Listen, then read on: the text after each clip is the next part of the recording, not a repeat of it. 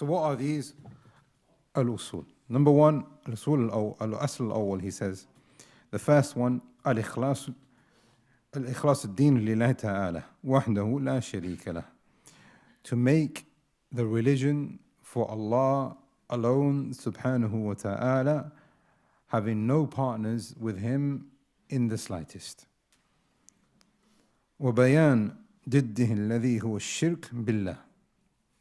And the opposite of al-Ikhlas is to make partners with Allah subhanahu wa ta'ala. Every single Nabi and every single Prophet came with this asl. Hence you find it from the Risala of the Messenger of Allah sallallahu from the Messenger, or the message that he came with, the Messenger sallallahu, and all of the Anbiya and the Rasul, telling their nation to have al-Ikhlas and Tawheed to Allah subhanahu wa ta'ala. And the Messenger of Allah sallallahu has also made it clear to us that it is a prerequisite for your actions to be accepted. To the point, Imam Ahmed, he said to his son, have a good niyyah. Look at him now, he's advising his son. And this is something I think we can all benefit from. There's no doubt that our worship is lacking. Our ilm is lacking. Our connection with Allah is lacking. There's no doubt. Even the best of us. This piece of advice, inshaAllah, will benefit us all, not only in the life of this dunya, but you could be then amazed and shocked about what will happen when you meet Allah subhanahu wa ta'ala yawm al-qiyamah. Imam Ahmed, he says to his son, now this is not just a teacher to a student, this is with love and affection. He is saying to his son, because he wants him to be successful in the life of this dunya, but most of all, be with him in Jannah. It's possible that a person, he's lived a pious life, but the rest of his family in the hellfire. Can you imagine the humiliation? Imagine the... So he says to him, النية المؤمن أبلغ من عمله. The intention of the believer is far more,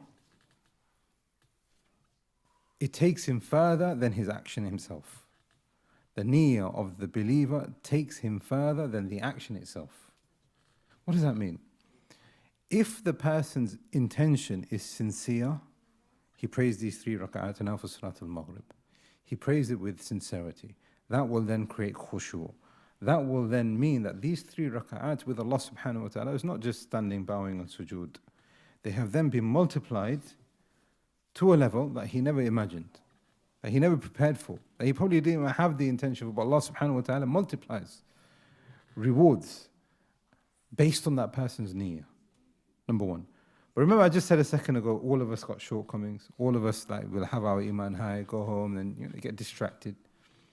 This statement is really important for that. And the reason why is because as long as you've got a good niyyah, not only will Allah subhanahu wa ta'ala give you the tawfiq to change, but even if you don't become the best version of yourself, even if you don't start making qiyam al-layl, etc., even if you've got the niyyah for it, you'll be rewarded for it.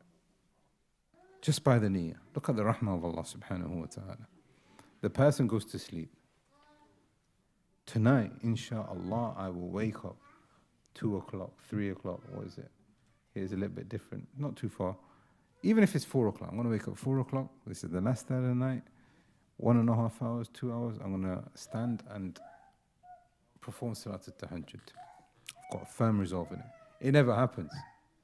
Will he be rewarded for it? Yes, he'll be rewarded. Yawm al-Qiyamah, he will come as if he stood.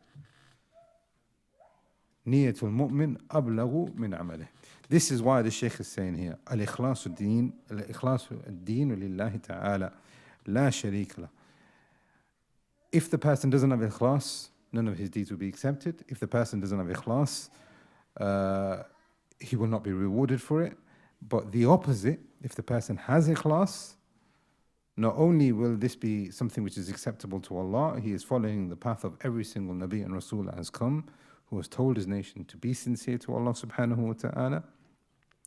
But also Allah subhanahu wa ta'ala will elevate this person and multiply this for this person his rewards.